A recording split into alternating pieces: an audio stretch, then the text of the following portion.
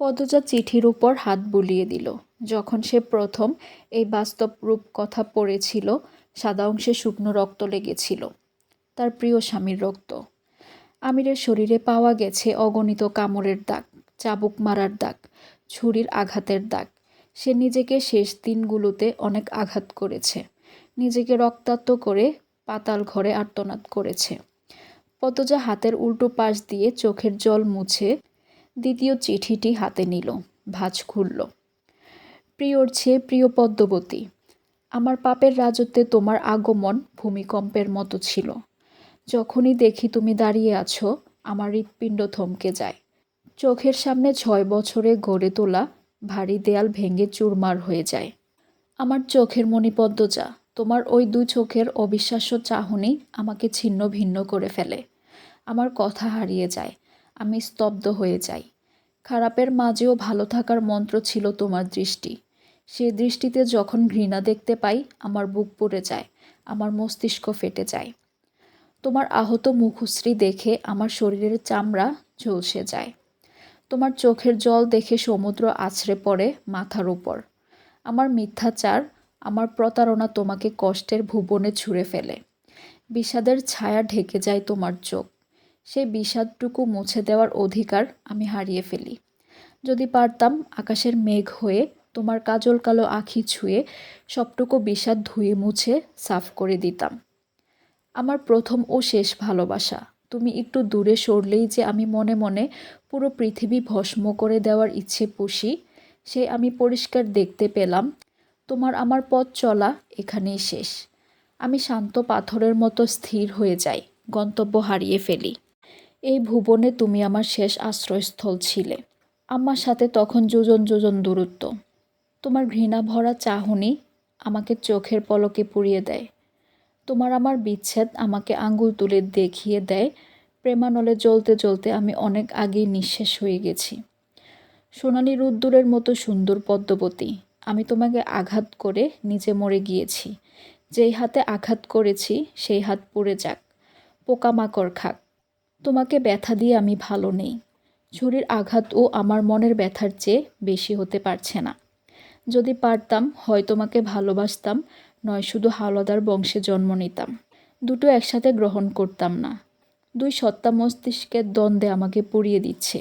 আমি নিষ্ঠুর, তুমি মায়াবতী। আমি ধ্বংস, তুমি সৃষ্টি। আমি পাপ, তুমি পবিত্র। এত অমিলে কেন হলো মিলন? কেন কালো অন্তরে ছড়িয়েছিলে ফুলের সুবাস? আমাকে ধ্বংস করার কি অন্য কোনো অস্ত্র ছিল না? এমন কঠিন কষ্ট কেন দেওয়া হচ্ছে আমাকে? তোমার ব্যথায় আমি দগ্ধ হচ্ছি। তোমার কান্না, তোমার আর্তনাদ আমার মস্তিষ্কের প্রতিটি নিউরনকে কাঁপিয়ে তোলে। মনে হয় মাথার ভেতর পোকারা কিলবিল করছে। বিচ্ছেদের বিষাক্ত ছোবলে নীল হয়ে যাচ্ছি আমি। আমাকে বাঁচাও। শূন্য আকাশে গাঙচিল যেমন একা, আমিও তেমন একা। প্রতিটি মুহূর্ত আমাকে অনুশোচনায় দগ্ধ করে। একাকী নীরবে সহ্য করি। এটাই তো আমার প্রাপ্য। মেয়েগুলোকে বাঁচাতে চেয়েও বাঁচাতে পারিনি। বুকের উপর পাথর চেপে পাঠিয়ে দিয়েছি বহুদূরে। যখন তাদের জাহাজে তুলে দিয়েছি, আমার দিকে করুণ চোখে তাকিয়েছিল। ব্যথিত হৃদয় প্রথমবারের মতো অনুভব করে তারাও তো আমার মতো কষ্ট পাচ্ছে। কিন্তু তখন আমার আর সামর্থ্য ছিল না। আমার জীবনের বসন্তকাল তুমি। তোমার অসহ্য আলিঙ্গন আমার সহ্যের বাহিরে ছিল। তোমার আর্তনাদ করে পালিয়ে যাওয়ার অনুরোধ করা আমার নিঃশ্বাস বন্ধ করে দেয়। সত্যি যদি পারতাম পালিয়ে যেতে, কিন্তু তা আর সম্ভব নয়। আমার আকাশ সমান পাপ আমার পিছু ছাড়বে না। আজীবন দৌড়াতে হবে, এক দণ্ডও শান্তি মিলবে না। মেঘলাবরণ অঙ্গের সম্রাঙ্গী, তোমার ভালোবাসার সাম্রাজ্যে কাটিয়ে দিতে চেয়েছিলাম শত জনম, হলো না। তোমার চোখের খাদে পড়ে থাকতে চেয়েছিলাম আজীবন, তাও হলো না। সময় এসেছে আমাদের বিদায়ের, আমাদের পথ চলা এতটুকুই। আমি ছিলাম দুর্গের মতো কঠিন, সেই দুর্গ তুমি ভেঙে গুঁড়িয়ে দিয়েছ। ভালোবাসা আমার হাঁটু ভেঙে দিয়েছে। আমার আর উঠে দাঁড়ানোর সুযোগ নেই। শেষবারের মতো তোমাকে ছুঁয়ে যেতে চাই। আমার প্রেম তুমি, আমার ভালোবাসা তুমি। সত্যি বলছি, আমার জীবনে আসা প্রতিটি নারী আমাকে নয়, আমার হারাম টাকার প্রতি আকৃষ্ট ছিল। তাদের আমি কিনে নিয়েছি। শারমিন আর মেহুর দুজনকে বাড়ি উপহার দিয়ে তারপর আমাকে বিয়ে করতে হয়েছে। তাও আমি অপরাধী। আমি তাদের ঠকিয়েছি, প্রতারণা করেছি, খুন করেছি। আমি অনুতপ্ত। বড্ড আফসোস হচ্ছে, বড্ড আক্ষেপ থেকে গেল। ওপারেও আমি তোমাকে পাবো না। আমার মতো ঘৃণিত ব্যক্তি তোমার পাশে দাঁড়াতে পারবে না। আমার জায়গা হবে জাহান্নামের কোনো এক দুর্গন্ধময় জগতে। তোমাকে দেখার তৃষ্ণা, তোমাকে ছোঁয়ার আকাঙ্ক্ষা আমার মিটবে না, হয়তো সহস্র বছরেও মিটবে না। আমার হৃদয়ের রঙহীন বাগানের রঙিন প্রজাপতি, সাদা শাড়িকে তোমার সঙ্গী করে দেওয়ার সিদ্ধান্ত নেওয়ার জন্য দুঃখিত। তুমি মুক্ত হবে, পাখির মতো উড়বে, শুধু আমি থাকবো না পাশে। আফসোস। চিঠির শেষ প্রহরে এসে হাত কাঁপছে, চিৎকার করে কাঁদতে ইচ্ছে হচ্ছে। এই পৃথিবীতে আমি আরেকটু থাকতে চাই। এই পৃথিবীর সবুজ বুকে তোমাকে নিয়ে প্রতিটি ভোর হাঁটতে চাই। আমাদের ভালোবাসার জ্যোৎস্না রাতগুলো আরেকটু দীর্ঘ হলে কি এমন হতো? আমাদের প্রেমের পরিণতি এত নিষ্ঠুর কেন হলো? তোমার এই ঘোলা চোখের মায়াজাল ছেড়ে চলে যেতে ভীষণ কষ্ট হচ্ছে, কিন্তু যেতে হবেই, আর থাকা যাবে না। সময় পেরিয়ে যাচ্ছে। তোমার কোনো ক্ষতি হওয়ার আগে আমাকে সব কীটদের নিয়ে এই পৃথিবী ছাড়তে হবে। আমার আধার জীবনের জোনাকি, সৃষ্টিকর্তাকে বলো আমাকে যেন আরেকটা সুযোগ দেওয়া হয়, এই পৃথিবীতে আবার যেন পাঠানো হয়। পৃথিবীর বুকে তো জায়গা সম্পদের অভাব নেই, আরেকটা জীবন কি পেতে পারি না? তখন আমি কঠিন পরীক্ষা দেব।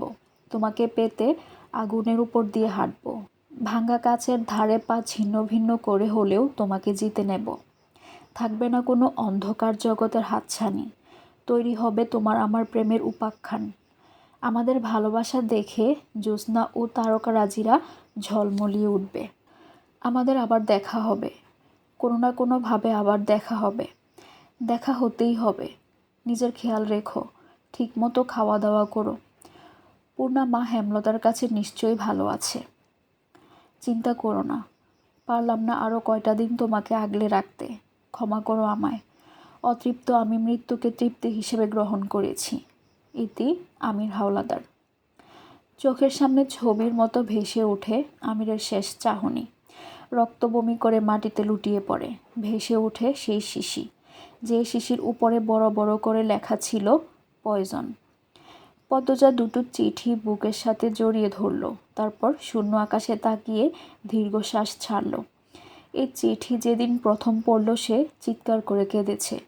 সে আমিরকে খুন করে অনুতপ্ত নয়, সে কাঁদে ভাগ্যের নির্মম পরিহাসে। দরজায় ঠক ঠক শব্দ হচ্ছে। পদ্মজা দ্রুত চিঠি দুটো ভাঁজ করে খামের ভেতর রেখে দিল। গলাস্বর উঁচু করে বলল, বলো বুবু। দরজার উপাস থেকে লতিফার কণ্ঠস্বর ভেসে আসে, মাহবুব মাস্টার আইছে। পদ্মজা বলল, নাস্তা তৈরি করো, আমি আসছি। পদ্মজার চোখের পানি মুছে ঘরে আসলো। আয়নায় দেখল সে যে কেঁদেছে, বোঝা যাচ্ছে কি না? না, বোঝা যাচ্ছে না। গায়ের শালটি রেখে আলনা থেকে আরেকটি কালো শাল নিয়ে ভালো করে মাথা ঢেকে নিল। তারপর দরজা খুলে বেরিয়ে আসে। বৈঠকখানার সামনে গিয়ে স্থির হয়ে দাঁড়ালো। মাহবুব মাস্টার বসে আছেন। তার বয়স 50-এর কাছাকাছি। তিনি অঙ্কের মাস্টার। পদ্মজা আর তিনি এক স্কুলের শিক্ষক, ভালো পড়ান। তার সামনে বসে আছে 3টি ছেলে মেয়ে। এই 3জনকে পড়ানোর জন্যই পদ্মজা মাহবুব মাস্টারকে ডেকেছেন। মাহবুব মাস্টার 12 বছরের ছেলেটিকে আগে প্রশ্ন করলেন, তোমার নাম কি? ছেলেটি প্রবল উৎসাহ নিয়ে বলল, আমার নাম নুহাশ হাওলাদার। আর ওর নাম? মাহবুব নুহাশকে থামিয়ে দিলেন, বললেন, তুমি শুধু তোমার নাম বলো, অন্য জনেরটা বলতে বলিনি। কাটা থুতুনি, তোমার নাম কি? আমিরাতুন্নিসা নুরি। নুরি অবাক হওয়ার ভান করে নিজের নাম বলল। তার থুতুনিতে গর্ত আছে বলে কি তাকে কাটা থুতুনি ডাকতে হবে? সে মনে মনে ব্যথা পেয়েছে। নুরির পাশে বসে থাকা 10 বছরের মেয়েটি বলল, আমার নাম জিজ্ঞাসা করছেন না কেন? আমি সবার ছোট। আমার নাম খাদিজাতুল আলিয়া। মাহবুব মাস্টার চোখের চশমা ঠিক করে বললেন, ভীষণ বেয়াদব তো, এত অধৈর্য কেন তুমি? নুহাশ আলিয়ার মাথায় থাপ্পড় দিয়ে বলল, মা কি বলছে মনে নাই? বেশি কথা বলতে নিষেধ করেনি? আলিয়া কটমট করে নুহাশের দিকে তাকালো। নুহাশ বলল, খেয়ে ফেলবি আমাকে? আলিয়া খামছে ধরল নুহাশের মাথার চুল। নুহাশ ও আলিয়ার চুল খামছে ধরে। দুজন ধস্তাধস্তি করে মেঝেতে শুয়ে পড়ে। তারা দুজন কথায় কথায় ঝগড়া বাঁধিয়ে ফেলে। মাহবুব মাস্টার আঁতকে উঠলেন, হৈ হৈ করে চিৎকার করে উঠলেন। পদজা পর্দা সরিয়ে বেরিয়ে আসে। সঙ্গে সঙ্গে নুহাশ ও আলিয়া থেমে গেল, সোজা হয়ে দাঁড়ালো। নুরি 2 চোখ খিচে চাপা সরে নুহাশকে বলল, দিলি তো মাকে রাগিয়ে। মাহবুব মাস্টার তো হতবাক। পদ্মজার মতো নম্র ভদ্র শিক্ষিকার এমন উশৃঙ্খল ছেলে মেয়ে। তিনি চশমা ঠিক করতে করতে বললেন, এত অসভ্য এরা। পদ্মজা শীতল চোখে নুহাশ ও আলিয়ার দিকে তাকালো। তারা নতজানু হয়ে আছে। পদ্মজা বলল, সবাই ভেতরে যাও। পদ্মজার কণ্ঠে রাগের আঁচ। তার টের পেয়ে আলিয়ার চোখে জল জমে। প্রায় প্রতিদিন নুহাশ আর তার ঝগড়া হয়। ঝগড়ার জন্য শাস্তি পায়, তবুও ভুলে ভুলে আবার ঝগড়া করে ফেলে। তারা চুপচাপ ঘরের ভেতর চলে গেল। পদ্মজা মৃদু হেসে মাহবুব মাস্টারকে বলল, ওরা একটু খেপা ধরনের, ভাই বোন একসাথে থাকলে যা হয়। শয়তানদের মেরুদণ্ড সোজা করতে করতে চুল পেকেছে আমার। এদেরও কয়দিনে সোজা করে ফেলব। আগামীকাল থেকে আর দুষ্টামি করবে না। আপনি একটু ভালো করে পড়াবেন। আমার 3টা ছেলে মেয়েই অঙ্কে কাঁচা। আপনি আমাকে বলেছেন, এতেই যথেষ্ট।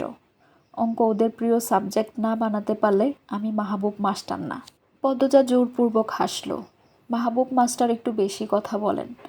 যাওয়ার পূর্বে মাহবুব মাস্টার বলে গেলেন, আগামীকাল থেকে প্রতিদিন সকাল 7টায় অঙ্ক পড়াতে আসবেন। পরন্ত বিকেল। আলিয়া ছবি আঁকছে। সে খুব ভালো ছবি আঁকে।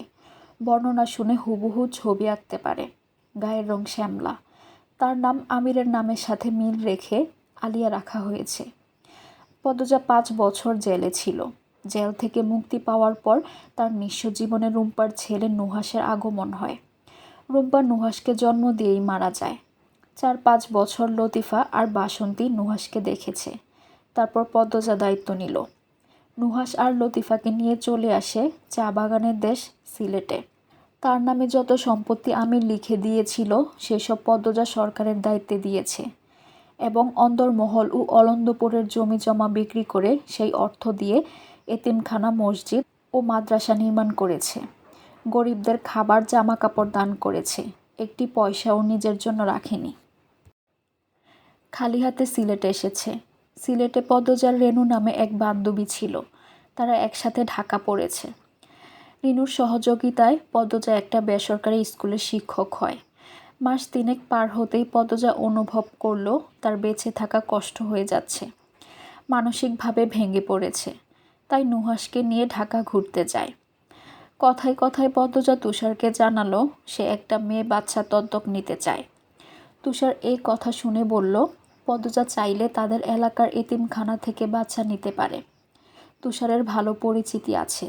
প্রতি মাসে সে তার বেতনের একাংশ এতিমখানায় দেয়। পদ্মজা কথাটি শুনে খুব খুশি হলো।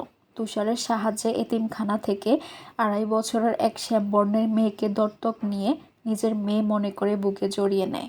নাম দেয় খাদিজাতুল আলিয়া।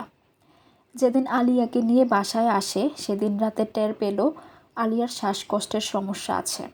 পদ্মজা এর পরদিন সকালে আবার এতিমখানায় গেল আলিয়ার শ্বাসকষ্ট নিয়ে কথা বলতে। তারা চিকিৎসা করেছে নাকি, ওষুধগুলোর নাম কি, সব জেনে যখন সে এতিমখানা থেকে বের হতে উদ্যত হলো তখন তার পিঠের ওপর একটা নুড়ি পাথর এসে পড়ে। পদ্মজা পিছনে ফিরে নুহাশের বয়সী একটা মেয়েকে দেখতে পেল। মেয়েটির থুতনির গর্তটি তার পায়ের তলার মাটি কাঁপিয়ে তোলে, হুবহু আমিরের কাটা দাগটির মতো। এক মুহূর্তের জন্য মনে হয় তার আর আমিরের সন্তান দাঁড়িয়ে আছে। পদ্মজার বুকের ভেতরটা হাহাকার করে ওঠে। মেয়েটি দৌড়ে পালায়। পদ্মজা মেয়েটিকে খুঁজে বের করে। তারপর এতিমখানার দায়িত্বে থাকা কর্তৃপক্ষকে অনুরোধ করল এই মেয়েটিকেও সে দত্তক নিতে চায়। পদ্মজার দুর্বলতা টের পেয়ে লোকটি বিরাট অঙ্কের টাকা চেয়ে বসে। পদ্মজা বাধ্য হয়ে আশা ছেড়ে দেয়। তবে যে কয়টা দিন ঢাকা ছিল নিজের অজান্তে বোরকা পরে বারবার এতিমখানার সামনে গিয়ে ঘুরঘুর করেছে। তারপর ফিরে আসে সিলেট। মাস 3 অনেক চেষ্টা করেও বাচ্চা মেয়েটির মুখ ভুলতে পারল না। তার বুকের ভেতর ছোট মেয়েটি যেন আলোড়ন সৃষ্টি করে দিয়েছে। পদ্মজা আবার ঢাকা গেল। নিজ থেকে তুষারকে বলল মেয়েটিকে আনার ব্যবস্থা করে দিতে। তুষার ও প্রেমা দুজনেই পদ্মজার অস্থিরতা গভীরভাবে টের পেল। তুষার দ্রুত সম্ভব মেয়েটিকে নিয়ে আসে। মেয়েটিকে হাতের কাছে পেয়ে পদ্মজা কেঁদে দেয়, খুশিতে শক্ত করে জড়িয়ে ধরে। নুরি পাথরের জন্য মেয়েটিকে পাওয়া বলে তার নাম দিল আমিরাতুন নিসা নুরি। এই হলো পদ্মজার 3 সন্তানের মা হওয়ার গল্প। সিলেটে তাকে অনেক সমস্যার মুখোমুখি হতে হয়েছে। সব সমস্যা পেরিয়ে আজ সে এক বেসরকারি স্কুলের সহকারী শিক্ষিকা। বিশাল চা বাগানের মধ্যস্থলে এক কোয়ার্টারে তারা থাকে। তাদের বাড়িটি একতলা। পদ্মজা রাতের রান্না করছে। আলিয়া ছবি আঁকার ফাঁকে ফাঁকে পদ্মজাকে দেখছে। নুহাস ভয়ে তাকাচ্ছেই না। পদ্মজা যখন রেগে যায় কথা বলা বন্ধ করে দেয়। আর পদ্মজা দূরত্বের রেখা টেনে দিলে তারা 3 ছেলে মেয়েদের মুখের হাসি মিলিয়ে যায়। নুরি আর চোখে পদ্মজাকে দেখে আলিয়াকে ফিসফিসিয়ে বলল, মা কষ্ট পেয়েছে। আলিয়ার চোখ থেকে জল বেরিয়ে আসে। সে কাঁদো কাঁদো স্বরে বলল, আমি মাকে কষ্ট দিতে চাইনি। নুহাস ব্যথিত স্বরে তাল মিলালো, আমিও চাইনি। আলিয়া চিৎকার করে উঠল, তোমার জন্য হয়েছে ভাইয়া, তুমি আমাকে রাগিয়েছ। নুরি ঠোঁটে এক আঙুল রেখে ইশারা করে চুপ হতে। আলিয়া দ্রুত এক হাতে নিজের মুখ চেপে ধরে। সে ভুলে ভুলে আবার চিৎকার করে উঠেছে। নুহাস ঠোঁট টিপে হাসল। আলিয়া ভুল করলে তার ভালো লাগে। নুরি রান্নাঘরে গিয়ে পদ্মজাকে বলল, মা আমি সাহায্য করব? পদ্মজা বলল, না মা, আমি আর তোমার লুতু খালামণি আছি। বই পড়তে বলেছিলাম, পড়া হয়েছে? নুরি জিহ্বা কামড়ে বলল, আল্লাহ, ভুলে গেছি মা। কতদিন বলেছি ছুটির দিন পাঠ্য বইয়ের বাইরে অন্য বই পড়তে? ভুলে গেলে চলবে? আমাদের ভালো অভ্যাস গড়ে তোলা উচিত। নুরি মিইয়ে যাওয়া গলায় বলল, আর ভুল হবে না। পদ্মজা নুরির দিকে তাকালো। সবেমাত্র বয়স সন্ধিকালে পা দিয়েছে মেয়েটা। মাথার চুল কুকড়া, হাত পা চিকন চিকন। নুরি পদ্মজাকে এভাবে তাকাতে দেখে বিব্রত বোধ করল। পদ্মজার চোখের দৃষ্টি সরিয়ে বলল, বাদর দুটোকে গিয়ে বল, যদি আমার হাতে মার খেতে না চায় অজু করে যায় নামাজে যেন বসে। এক্ষুনি মাগরিবের আজান পড়বে। নুরি মাথা নাড়িয়ে চুপচাপ দাঁড়িয়ে রইল। পদ্মজার চোখ ছোট করে বলল, কি হলো? মা, আমি নামাজ আদায় করতে পারবো না। পদ্মজা রেগে কিছু বলতে যাচ্ছিল, তখনই বুঝতে পারল নুরি কেন নামাজ আদায় করতে পারবে না। সে আমোদে সরে বলল, ও তাহলে আপনি এই জন্যই আজ এত চুপচাপ? নুরি দাঁত বের করে হাসল। নুহাস আলিয়ার চেয়েও নুরি বেশি দুষ্ট, রাগ জেদ খুব বেশি। তবে পদ্মজার সামনে ভেজা বিড়াল। সে আর যাই করুক পদ্মজাকে কখনো কষ্ট দিতে চায় না, নিজের অজান্তেও না। রাতের খাবার পরিবেশন করার সময় লতিফা বলল, প্রান্ত কোন দিন আইব কইছে? আগামী মাসে আসবে। ভাবছি এবার গ্রামে গিয়ে প্রান্তের বিয়ে দেব। জমি জমা নিয়ে সারাক্ষণ পড়ে থাকে, ধরে বেঁধে বিয়ে দিতে হবে। বউ কোন এলাকার আনবা? পদ্মজা হাসল, বলল, প্রান্ত যা চায়। ধপাস করে কিছু একটা পড়ে। নুহাস আর আলী আবার দুষ্টমি শুরু করেছে। লতিফা বিরক্তি নিয়ে বলল, ওরা দিন দিন খালি শয়তান হইতাছে। শয়তান বলতে মানা করেছি। আল্লাহর রহমতে আমার ছেলে মেয়েরা আমার গর্ব হবে, আমি টের পাই। পদ্মজা এই 3 বাদর ছেলে মেয়ের মুখে কি অলৌকিক দেখেছে লতিফার জানা নেই। শুধু এইটুকু জানে এরা 3 জন যেখানে যায় সেই জায়গায় তাণ্ডব শুরু হয়ে যায়। লতিফা জোর গলায় বলল, দেহ পদ্মজা, আমি কিন্তু হুদাই কইতাছি না, দিন দিন আরও বিগড়ে যাইব।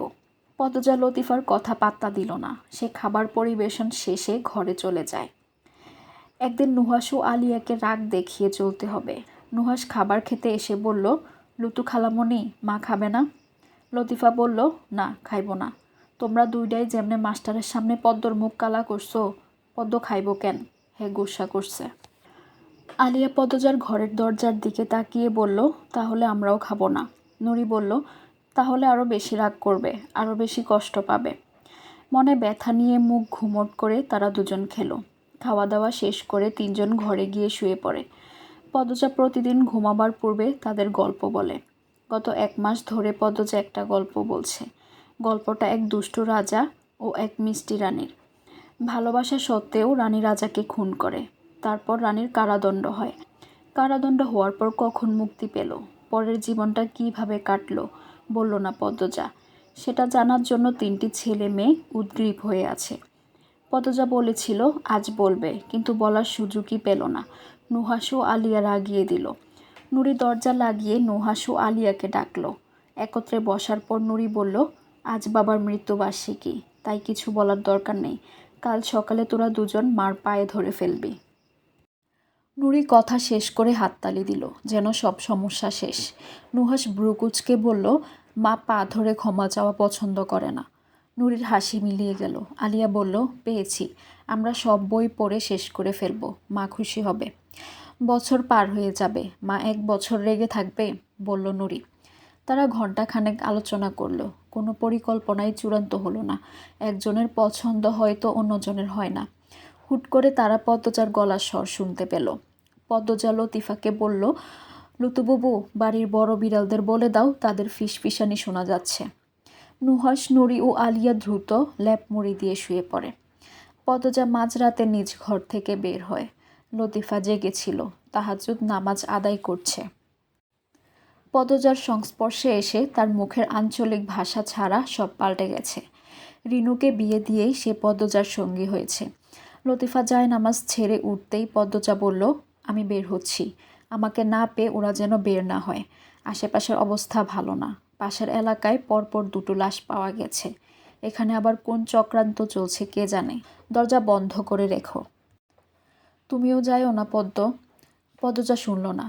প্রথমে ছেলে মেয়েদের ঘরে গেল। নুরি ও আলিয়া এক বিছানায় ঘুমাচ্ছে, আর নুহাশ পাশের বিছানায়। পদ্মজা ঘুমন্ত 3 ছেলে মেয়ের কপালে চুমু দিয়ে আলতো করে মুখ ছুঁয়ে দিল। এই 3টে ফুটফুটে ছেলে মেয়েকে সে ভীষণ ভালোবাসে। তাদের জন্য পদ্মজা নিজের জীবন কোরবান দিতেও প্রস্তুত। জীবনে যতটুকু আনন্দ আছে তার পুরোটা অবদান নুরি, নুহাশ আর আলিয়া। পদ্মজা অনেকক্ষণ বসে রইল, তারপর ঘর ছেড়ে বেরিয়ে পড়ল বাইরে।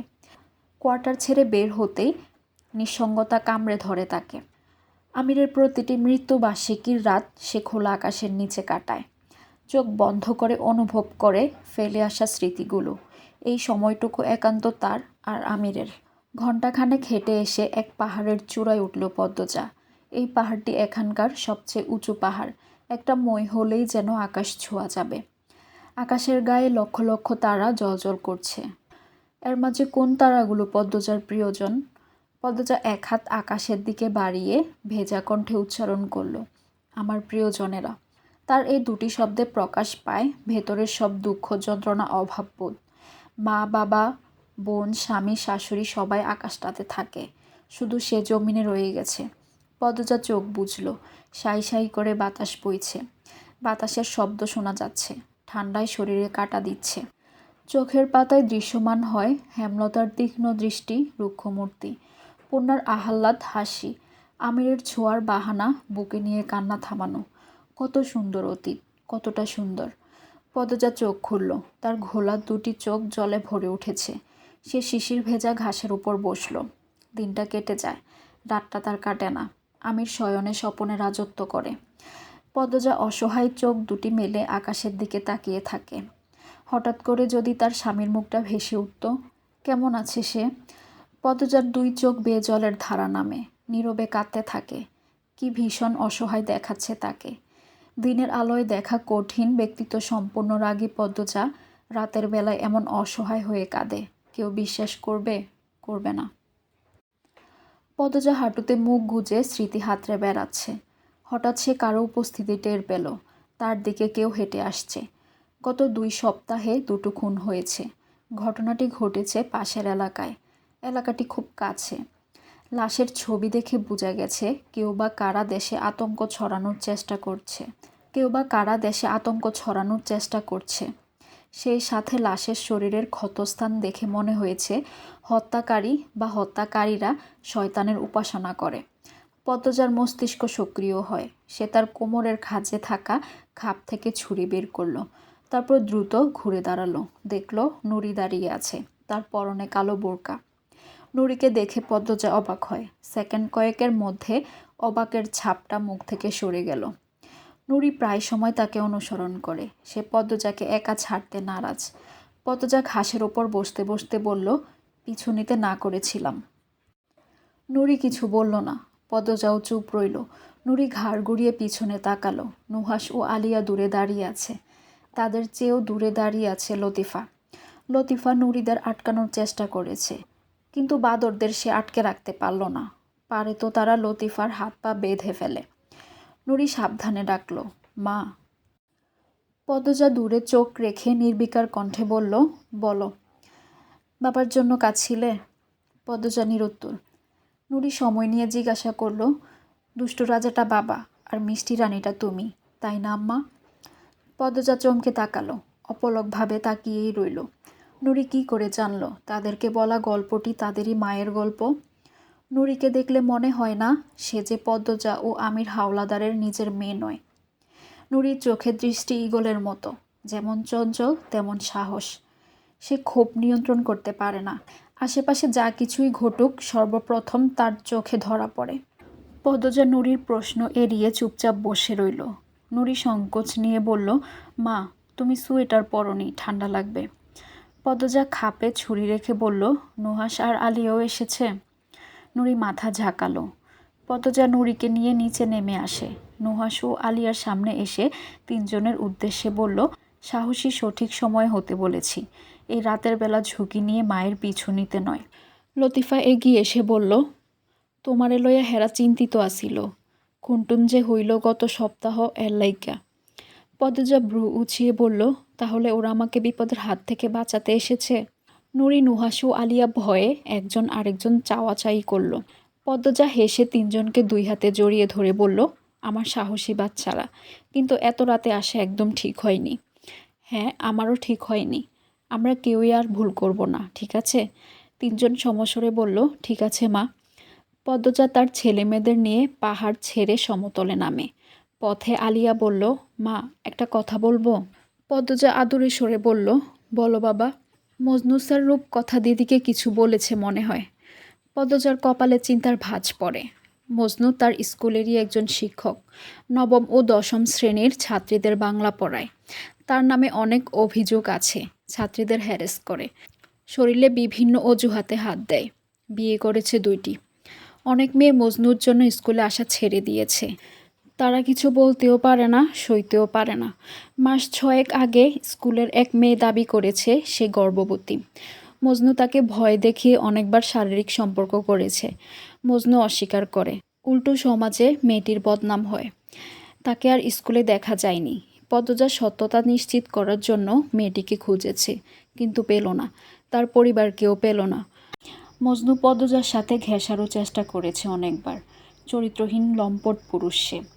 পদ্মজা কর্তৃপক্ষের কাছে অভিযোগ পাঠিয়েছিল, লাভ হয়নি। মজনু সিলেটের এমপি সুহিন আলমের শালা, এজন্যই পদ্মজার অভিযোগ গ্রহণযোগ্য হয়নি। এমনকি সেই মেয়েটির পরিবার নাকি মামলা করেছিল, সেই মামলাও ধামাচাপা পড়ে যায় সুহিন আলমের ক্ষমতার কাছে। তাই মজনুর নাম উঠতেই পদ্মজা বিচলিত হয়ে ওঠে। সে বলল, কেন এমন মনে হলো?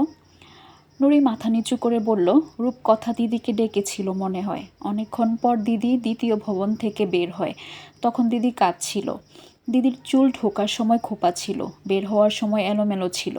আলিয়া বলল, আমি আর নুরি আপা রূপকথা দিদিকে টিফিন টাইমে জাম গাছের পিছনে দাঁড়িয়ে কাঁদতে দেখেছি মা। পদ্মজা তার মেয়েদের আশ্বস্ত করল, বলল, সব ঠিক হয়ে যাবে। সারা রাত পদ্মজা এ নিয়ে ভেবেছে। মজনুকে আর সহ্য করা যায় না। মেয়েগুলোর জীবনের সুন্দর মুহূর্তগুলোকে দূষিত করে ফেলছে। আবর্জনা বেশি দিন রাখা ঠিক হচ্ছে না, চারপাশে দুর্গন্ধ ছড়িয়ে পড়ছে। পরদিন স্কুলে গিয়ে পদ্মজা রূপকথাকে ডেকে পাঠালো। রূপকথা হিন্দু ধর্মাবলম্বী, খুব সুন্দর মেয়ে। রূপকথার ধর্মের ভাষায় বলা যায় সে দেবীর মতো সুন্দর। নবম শ্রেণীতে পড়ে। রূপকথা পদ্মজার সামনে এসে কাচুমাচু হয়ে দাঁড়ালো। পদ্মজা রূপকথাকে পরখ করে বলল, তোমাকে ভীষণ হতাশাগ্রস্ত আর ভীতগ্রস্ত দেখাচ্ছে। আমাকে তোমার সমস্যা খুলে বলতে পারো। রূপকথা পদ্মজার কথায় অপ্রতিভ হয়ে উঠল। পদ্মজার চেয়ার ছেড়ে রূপকথার পাশে এসে দাঁড়ায়। রূপকথার মাথায় হাত রেখে বলল, মনের মাঝে চেপে রেখো না, কষ্ট লুকিয়ে রাখতে নেই। হাতের মুঠোয় এনে চেপে ধরে ধ্বংস করে দিতে হয়। রূপকথা পদ্মজার সংস্পর্শে আজ প্রথম এসেছে। পদ্মজাকে প্রতিটি ছাত্রছাত্রী সম্মান করে, ভালোবাসে। তার ব্যবহার এবং সৌন্দর্য দুটোই সবাইকে অভিভূত করে ফেলে। অনেকে বলে পদ্মজার শরীরে তারা নাকি মামা গন্ধ খুঁজে পায়। রূপকথাও পাচ্ছে। সে কেঁদে ফেলল। পদ্মজা রূপকথার মুখটা উঁচু করে ধরল। বড় বড় আঁখি তার, লাল টুকটুকে গাল, জোড়া ব্রু। এমন সুন্দর মেয়ে কাঁদতে পারে? পদ্মজা বলল, মজনু স্যার কি বলেছে তোমাকে? আমাকে বলো।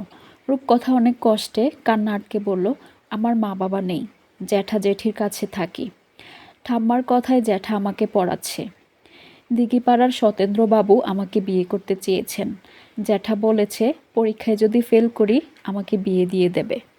পদ্মজা জানতে চাইল, সতেন্দ্রবাবু মানে? দিঘিপাড়ার মোড়ের মধু ব্যবসায়ী? উনি তো তোমার দাদার বয়সী।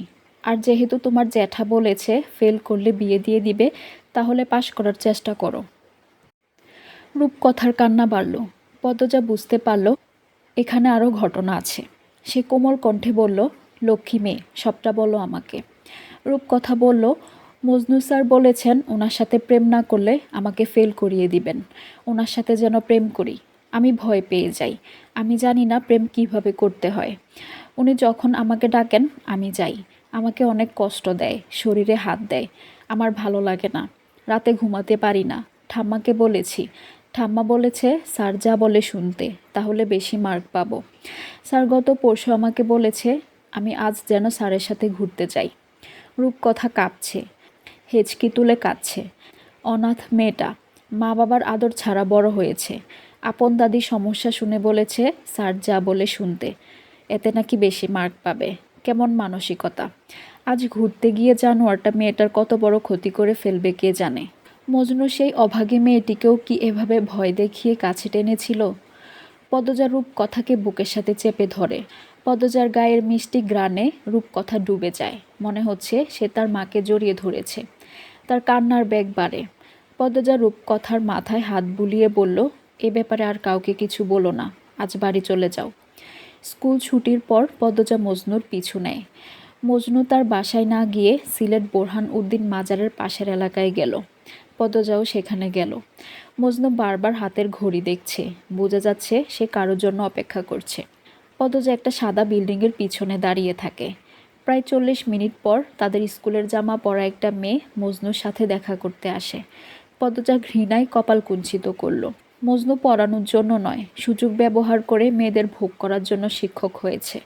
শিক্ষক কখনো লম্পট হয় না, লম্পটরা শিক্ষকের মুখোশ পরে।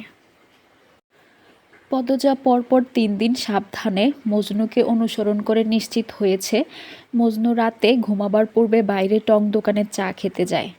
তারপর সিগারেট ফুঁকতে ফুঁকতে বাড়িতে ফিরে। রাস্তার দুই পাশে ঝোপ জঙ্গল। এটা মজনুর প্রিয় অভ্যেস হতে পারে। রূপকথা 3 দিন পদ্মজার কথায় স্কুলে আসেনি। চতুর্থ দিন শেষে রাত 8টায় পদ্মজা একখানা বড় লাগেজে একটি বড় ধানের বস্তা ও রামদা নিল। খুলে নিল নিজের কানের দুল।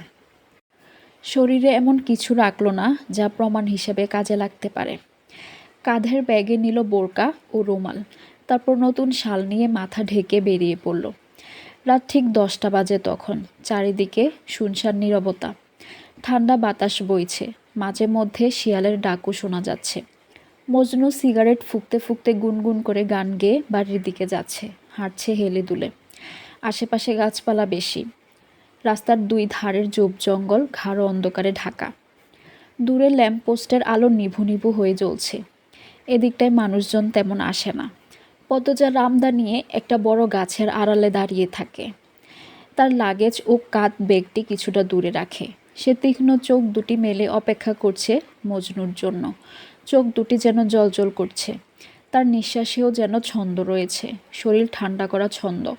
আর সে ছন্দে আছে প্রলয়ঙ্কারী ঝড়ের পূর্বাভাস।